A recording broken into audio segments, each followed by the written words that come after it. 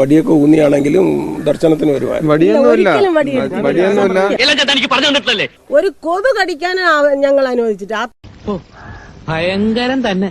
ചുമട്ട് തൊഴിലാളിയാണ്, കൂലിപ്പണിക്കാരാണ്, ഒരു കൂലിപ്പണി മുറിക്കുന്ന ആളാണ്, തോളിലെടുക്കുന്ന ആളാണ്.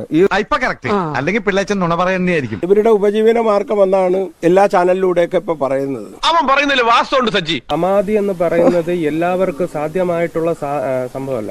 ഒന്നും ഉണ്ടാക്കാനല്ല, അതൊരു സിദ്ധിയാണ്, ഒരു തപസ്യാണ്. കാര്യം എന്ന് പറഞ്ഞു കഴിഞ്ഞാല് ഭക്തി മാർഗത്തിലുള്ളതാണ് സമാധി. ശരീരത്തിൽ 4 ചതവുകളിലാണ് അസ്വാഭാവികതയുള്ളത്. ഇടതു നെറ്റിയിൽ വലിയ ചതവുണ്ട്. മൂക്കിന്റെ ഭാഗത്തും ചെവിയുടെ പിന്നിൽ തലയിലുമായി മറ്റു 3 ചതവുകൾ കൂടിയുണ്ട്. ഒരു പ്രത്യേക സാഹചര്യത്തിൽ അച്ഛനെ ഞാൻ തച്ചുകൊന്ന്.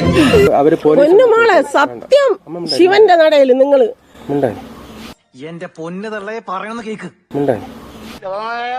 അറിയാത്ത തള്ള ചൊറിയുമ്പോഴറിയും. ആ ക്ഷേത്രമാണ്, നിങ്ങൾക്ക് ഒന്നും പറഞ്ഞാൽ മനസ്സിലാവില്ല. ഞാൻ ശപിക്കും. ഞാൻ ഭദ്രകാളിയാ. ഈ മഹാദേവന്റെ നടയിൽ ഞങ്ങൾക്ക് സത്യമേ പറയാൻ പറ്റുള്ളൂ. അല്ലെങ്കിൽ ഇതിനു മുമ്പ് ഞങ്ങളെ സത്യം തെളിയും.